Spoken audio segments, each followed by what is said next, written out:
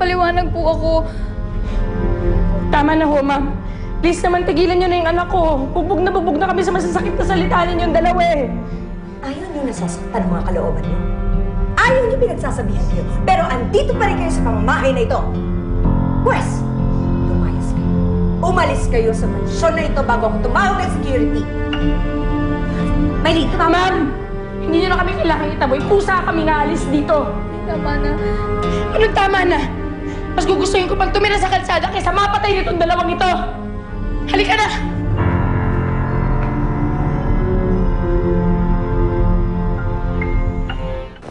Nay, hindi rin ba talaga natin maintay si Sir Ferdinand? Baka kasi hanapin niya tayo eh. Hindi mo ba narinig yung sinabi ng bruhong yun? Sinabi niya umalis na tayo ngayon din. Gusto ko po kasing magpasalamat kay Sir Ferdinand eh. Siya yung nagdala sa atin dito, Nay. Gusto ko po makapagpaalam sa kanya ng maayos. Hindi na papabayaan ng bruhong yun na magtagal tayo rito. Nay, saan na tayo pupunta ngayon? Naranasan ko na po dun sa kalye. Mahirap po dun. Lalo na para sa inyo. Ayoko pong mahirapan kayo, Nay. Bakit dito ba hindi ba tayo nahihirapan, anak? Sa tuwing makikita kong sinasaktan ka nila, para ako mamamatay sa pag-aalala. Akala ko nung una makapabuti ka rito, pero nagkamali ako.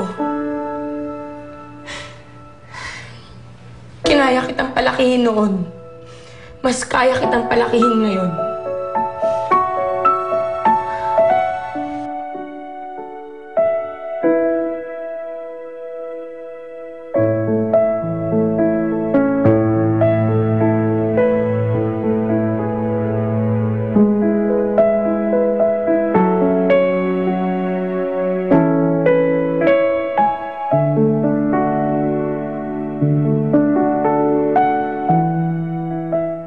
Makinig kayo lahat sa sasabihin ko.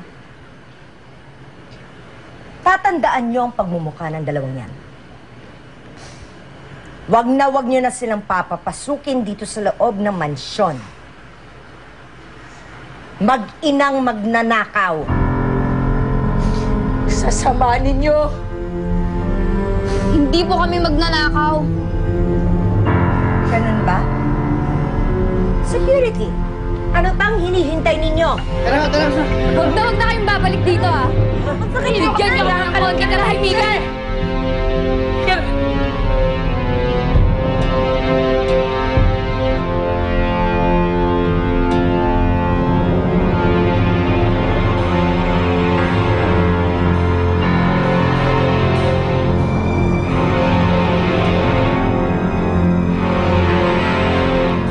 Masyado nang mahirap gumawa ng mga gimmick, hindi ka naman nag-iisip. Ayokong dumating ang araw na lalaki ang sungay ng batang ito dahil sa pangungunsinti mo. Mas nararamdaman ko pa yung respeto at pagmamahal sa akin ni Catherine bilang ama. Isa sa'yo. Hello, Ferdinand. Okay lang bang istorbohin ka? Hindi ko nga alam kung matutuwa pa ako eh. Pakiramdam ko, lalo na nagkagulo.